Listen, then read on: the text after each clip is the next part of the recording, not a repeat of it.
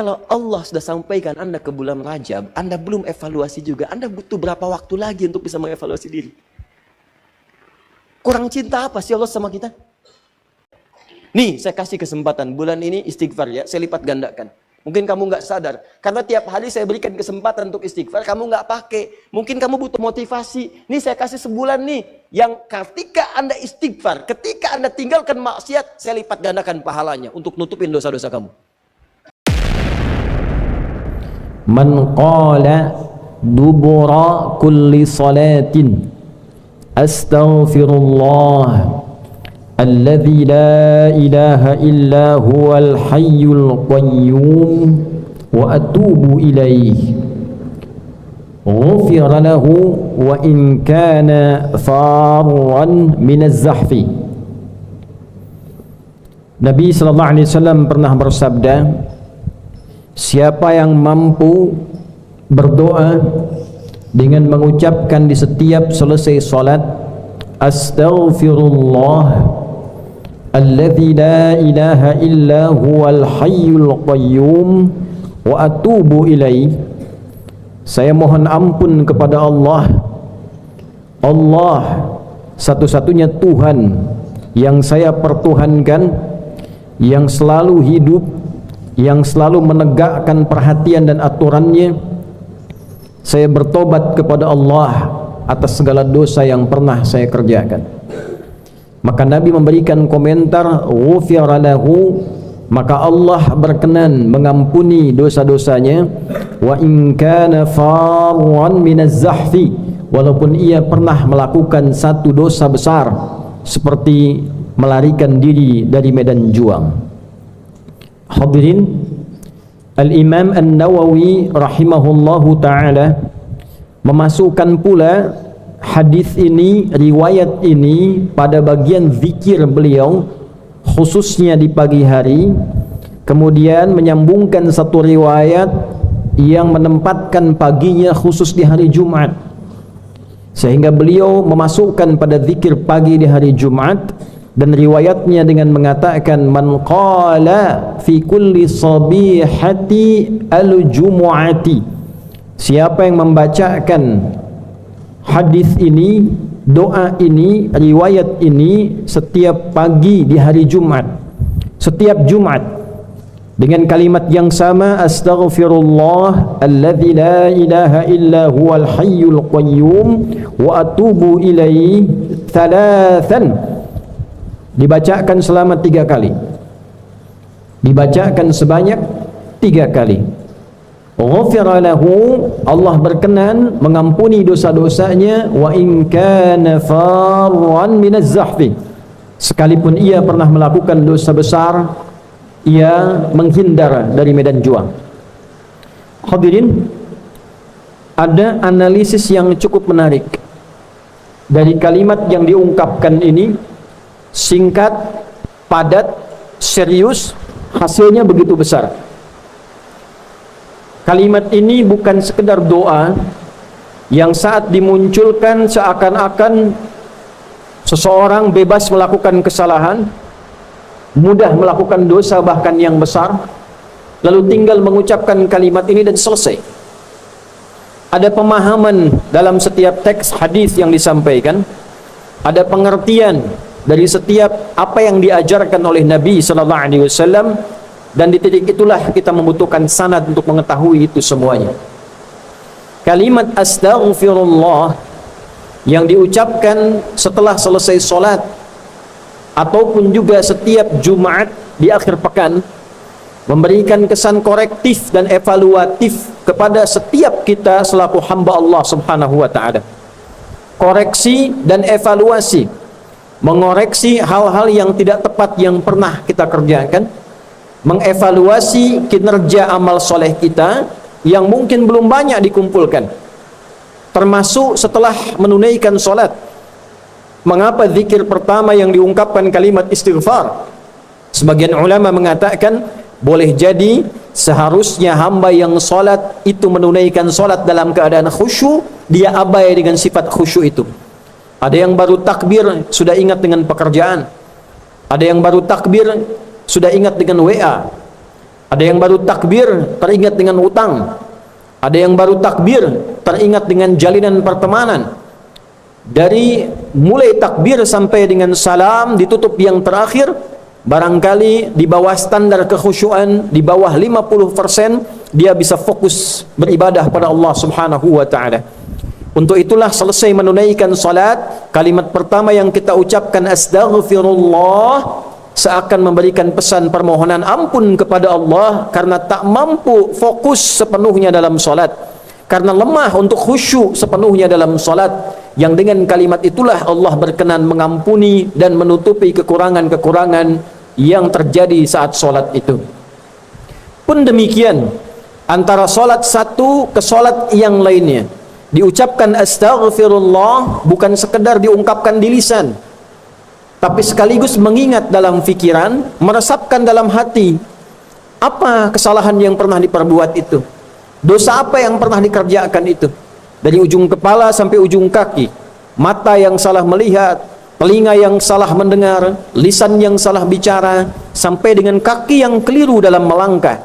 Maka kalimat astaghfirullah mengoreksi semua bagian perilaku yang salah itu, mengevaluasi perilaku yang tidak tepat itu, dan merubah semua yang keliru, yang salah itu ke jalan yang saleh. Itu hakikatnya. Untuk itulah kemudian dilakukan langkah evaluasi harian, lalu bertemu pada Jumat ada evaluasi pekanan. Diucapkan dalam setiap Jumat untuk mengevaluasi dalam sepekan. Apa kekurangan yang dilakukan, kesalahan yang dikerjakan, perbuatan negatif yang sudah terlanjur keluar, maka dievaluasi dalam sepekan, berupaya untuk memperbaiki itu dan meningkatkan takwa kepada Allah Subhanahu wa taala. Itulah sebabnya diantaranya ketika Nabi sallallahu alaihi mengatakan, Nabi sallallahu alaihi wasallam pernah menyampaikan, as-salawatu ila as-salawat wal jumu'atu ila al-jumu'ah wa Ramadan ila Ramadan kafaratun lima bainahunna. Salat satu ke salat yang lainnya, Jumat ke Jumat, Ramadan ke Ramadan, akan otomatis menjadi kafarat dari dosa-dosa kecil yang pernah terjadi di antaranya. Dengan mengerjakan salat benar, ikhlas, dosa-dosa kecil digugurkan. Dengan istighfar mengevaluasi diri, ditambahkan setelah selesai salat, pagi-pagi dalam Jumat kita istighfar sampai dengan disebutkan 3 kali sampai sadar. Bukan hanya 3 kalinya, sampai punya kesadaran bahwa itu salah, sampai punya kesadaran bahwa itu keliru, sampai punya kesadaran untuk memperbaiki kesalahan-kesalahan itu. Saat itulah kita mengatakan alladzi la ilaha illa huwal hayyul qayyum, sampai kita mampu menetapkan ada Allah yang mengawasi kita, ada Allah yang kita tuhankan, ada Allah yang selalu hayyun la yamut, selalu tegak, selalu hidup mengawasi kita semua, qayyum, tidak pernah abai dan lalai dalam mengawasi kita. Sampai kita punya rasa itu, merasa diawasi Allah, merasa dipantau Allah, sehingga dengan dipantau itu kita tidak bicara sembarangan. Takut kalau bicara sedang dipantau salah, takut kalau mendengar yang salah ketika sedang dipantau. Wa atubu ilaihi, dan di ujungnya kita kemudian berkomitmen, bertekad bahwa kita ingin berubah jadi orang baik. Kita bertobat pada Allah Subhanahu wa taala dan berjanji di hadapan Allah tidak akan mengulang itu kembali. Maka siapapun yang mampu melakukan ini, pantas bila Allah ampuni dosanya, karena dia mengevaluasi dirinya. Setiap hari 5 kali dia evaluasi minimal, setiap pekan dia evaluasi, dia berjanji menjadi pribadi yang baik, dia mengoreksi kesalahannya. Pantas Nabi mengatakan, kalau ada orang yang melakukan itu, bekerja dengan benar dan mempertahankan itu sampai dia wafat, maka Allah Subhanahu wa taala berkenan menganugerahkan kebaikan-kebaikan dalam hidupnya di dunia, di alam kuburnya terjaga, dan dimuliakan saat kembali pada Allah Subhanahu wa taala dalam kebaikan. Untuk itulah Al-Quran menampilkan waktu-waktu tertentu untuk berzikir istighfar ini. Ada yang menjelang subuh disebut dengan sahar, jamaknya ashar. Di Al-Quran surah ke-51 di ayat ke-18 Allah menyampaikan, wabil ashari hum yastaghfirun. Ada orang-orang yang punya zikir khusus, Orang-orang calon penghuni taman surga, setiap kali akan datang subuh setelah tahajud, dia beristighfar kepada Allah Subhanahu wa taala. Astaghfirullah, astaghfirullah, astaghfirullah. Dan di antara zikir yang disebutkan pengampunan dosa tadi, astaghfirullah alladzi la ilaha illa huwal hayyul qayyum wa atubu ilaih. Dia sebutkan sampai 3 kali hingga terasa pada jiwanya. Orang-orang yang mampu mengamalkan itu diisyaratkan dalam surah Ali Imran setara dengan orang-orang yang berinfak, setara dengan orang-orang yang sabar, setara dengan orang-orang yang berbuat baik. As-sabirina was-sadiqina wal-qanitina wal-munfiqina wal-mustaghfirina bil ashar, wal-mustaghfirina bil ashar. Orang-orang yang rajin istighfar, rajin mengevaluasi diri, rajin memohon ampunan menjelang fajar, maka Allah setarakan seperti halnya orang-orang yang infak, orang-orang yang sabar, orang-orang yang khusyuk, dan orang-orang yang senantiasa dekat dengan Allah Subhanahu wa taala.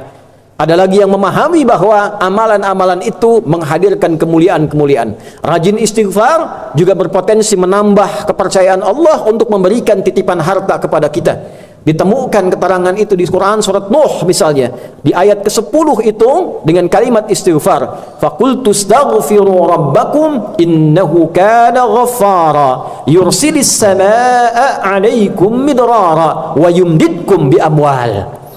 Aku katakan, kata Nabi Nuh alaihissalam pada umatku, ayo istighfar kepada Rabbmu. Sungguh Allah itu maha menerima istighfar, maha menerima taubat, maha mengampuni dosa sebesar apapun. Kalau itu sudah diberikan, maka anugerah diturunkan, air hujan dibuka.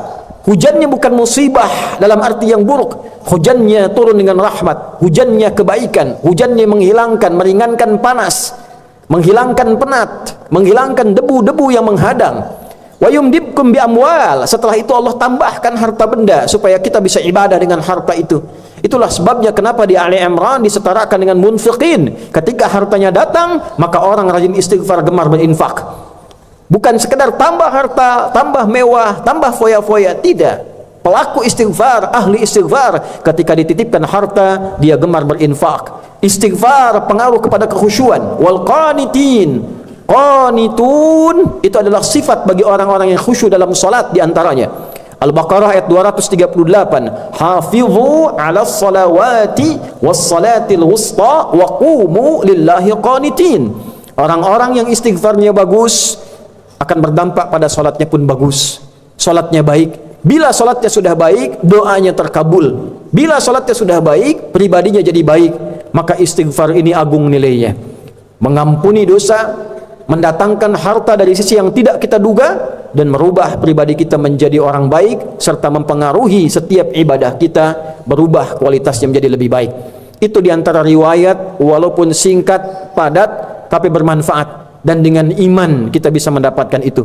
Berzikirlah dengan menggunakan iman, terimalah riwayat ini dengan menggunakan iman, lakukan dengan menggunakan iman, dan dengan iman itulah kemudian kita dihisab, dan dengan iman itulah kita hidup, dan dengan iman itulah kita dimuliakan oleh Allah Subhanahu wa ta'ala di dunia dan di akhirat. Semoga khutbah yang singkat ini bisa menjadi pedoman berkehidupan yang padat untuk kita, dan menggugah kita untuk berevaluasi diri. Sungguh pada akhirnya seluruh aktivitas kita di dunia ini akan berakhir, selesai. Tapi yang belum selesai adalah pertanggungjawaban amalan kita. Apakah dinilai saleh ataukah dinilai salah? Jika sampai Jumat ini kita merasa masih banyak amal salah yang kita koleksi, sedikit amal soleh yang kita kumpulkan, dan kita berharap rahmat Allah, setidaknya manfaatkanlah Jumat ini untuk berintrospeksi, mengevaluasi diri, setidaknya menggunakan kalimat istighfar yang tadi diajarkan oleh Nabi sallallahu alaihi wasallam. Semoga dengan itu mengantarkan kita pada lembaran hidup yang lebih baik, dan juga menyampaikan kita pada akhir kehidupan husnul khatimah. Barakallahu li wa lakum fil Qur'anil azim, wa nafa'ni wa iyyakum bima fihi minal ayati wa dzikril hakim. وتقبل مني ومنكم تلاوته إنه هو السميع العليم ادعوا الله يستجب لنا ولكم جميعا. Hadirin, pada khutbah yang kedua ini mari kita tutup dengan berdoa kepada Allah Subhanahu wa taala. Isi dalam doa ini kita akan fokuskan untuk permohonan kebaikan dunia kita, evaluasi amalan kita, dan harapan kita kepada Allah agar diwafatkan dalam keadaan baik dan diterima ketika pulang menghadap Allah dalam penerimaan yang baik, dan diberikan tempat terbaik dan bertemu dengan orang-orang baik, terkhusus Rasulullah sallallahu alaihi wasallam. Qala ta'ala, inna Allaha wa malaikatahu yusalluna 'alan nabi ya ayyuhalladzina amanu sallu 'alaihi wa sallimu taslima. Allahumma salli wa sallim wa barik 'ala hadzal nabiyil karim الرسول الأمين نبينا وسيدنا محمد وعلى آله وصحبه أجمعين. اللهم نحمدك حمدا كما علمتنا أن نحمدك، ونشكرك شكرا كما علمتنا أن نشكرك. أنت المقدم وأنت المؤخر بيدك الخير إنك على كل شيء قدير. نستغفرك اللهم يا الله الذي لا إله إلا أنت سبحانك إنا كنا من الظالمين ونتوب إليك. Rabbana la tada' lana fi maqamina hadza dhanban illa ghafartah. Ya Allah, jika ada hamba-Mu yang menunaikan Jumat saat ini, di tempat ini khususnya datang membawa dosa seberat sebesar apapun, maka mohon ampuni seluruh dosa-dosa kami ya Allah. Wala hamman illa farajtah. Jika ada yang datang membawa kegelisahan, mohon tenangkan hatinya. Wala asiran illa yasartah. Jika ada yang datang membawa kesulitan, mohon ringankan dan hilangkan kesulitan hidupnya. Wala maridan illa syafaitah. Jika ada yang hadir saat ini engkau uji dengan penyakit, mohon angkat dan sembuhkan penyakitnya. Wala dainan illa qadaitah. Jika ada yang sedang terlilit oleh utang piutang, mohon limpahkan rizki kepadanya untuk melunasi utang-utangnya. Allahumma ya arhamar rahimin, ij'al jam'ana hadza jam'an marhuma wa tafarruqana min ba'dihi tafarruqan ma'suma. Jadikan pertemuan kami di Jumat ini menghimpun kebaikan dan kekeluargaan di antara kami, dan bila pun kami mesti berpisah, jadikan perpisahan kami mempertemukan kami dalam pertemuan yang lebih baik dibandingkan dengan hari ini. Allahumma ij'al baqiyata hayatina hayatan thayyibah wa akhir wafatina husnal khatimah. Ya Allah, jadikan lembaran baru kehidupan kami lebih baik dibandingkan hari-hari sebelum yang telah kami lalui. Dan bila pun kami mesti kembali kepadamu kapanpun waktunya, wafatkan kami dalam keadaan husnul khatimah. Tawaffana muslimin biqauli la ilaha illallah Muhammadur Rasulullah. Wafatkan kami dengan kemampuan di lisan kami untuk mengucap kalimat la ilaha illallah Muhammadur Rasulullah. Wa ajib kalimatana biqaulika ya ayyatuhan nafsul mutmainnah irji'i ila rabbiki radiyatan mardiyah fadkhuli fi ibadi wadkhuli jannati. Ya Allah, maka jawab kalimat kami dengan panggilanmu yang indah. Hei jiwa-jiwa yang tenang, cepat pulang kepadaku.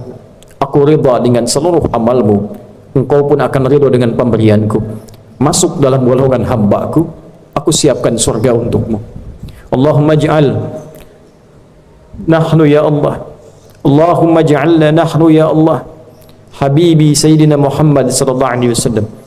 Ya Allah, jadikanlah kami di antara umat-umat Nabi yang sangat mencintai dan menghadirkan cinta kepada Rasulullah sallallahu alaihi wasallam. Wahfadna wahfad biladana Indonesia, waj'al biladana baldatan thayyibatan wa anta tardaha. Ya Allah, mohon jaga kami ya Allah agar istiqamah dalam kebaikan, dan mohon jaga negeri kami Indonesia, dan jadikan Indonesia negeri yang penuh dengan rahmat darimu, dan Kau jaga dari berbagai macam penyimpangan. Wahdi umara'aha liyahtadu ilaika wa liyakhaffifu hisabahum yaumal qiyamah. Dan mohon berikan hidayah ya Allah, berikan hidayah kepada para pemimpin kami di level atas sampai yang rendah, agar berpegang teguh ya Allah pada nilai ketakwaan kepadamu demi meringankan hisab mereka di akhirat kelak. Wahfad ulama'ana waj'alhum mukhlasin lakad-din. Ya Allah, dan jaga para ulama kami dengan kesehatan, keikhlasan, ketakwaan dalam menyampaikan risalah dakwah mereka. Allahumma barik hadhil madrasah akhyar wa ma'had mira ya arhamar rahimin wa man fiha wa muassisihi wa mu'tamirih. Ya Allah, berkahi madrasah akhir ini, Ma'had Yemira, dan seluruh yang mendirikan, seluruh yang menjaga, menghidupkan dan ikhlaskan kami untuk mendapatkan ridha-Mu ya arhamar rahimin. Allahumma unsur ikhwatana fi Palestin, Allahumma unsur ikhwatana fi Palestin, waj'al ahya'ahum mujahidina fi sabilik wa mautahum syuhada wa alhiqna ma'ahum fi rahmatika ya arhamar rahimin. Ya Allah, anugerahkan pertolongan terbaik-Mu pada saudara-saudari kami di Palestina. Jadikan setiap yang hidup di antara mereka sebagai pejuang ikhlas karena-Mu, dan jadikan setiap yang wafat syuhada dalam pandangan-Mu, dan sertakan kami bersama mereka dalam rahmat yang telah Engkau tetapkan. Rabbana atina fid dunya hasanah wa fil akhirati hasanah wa qina adzaban nar. Wa sallallahu ala sayyidina Muhammad wa ala alihi wa sahbihi ajma'in. Nastaghfirullahal azim alladzi la ilaha illa huwa al hayyul al qayyum wa natubu ilaihi walhamdulillahi rabbil alamin.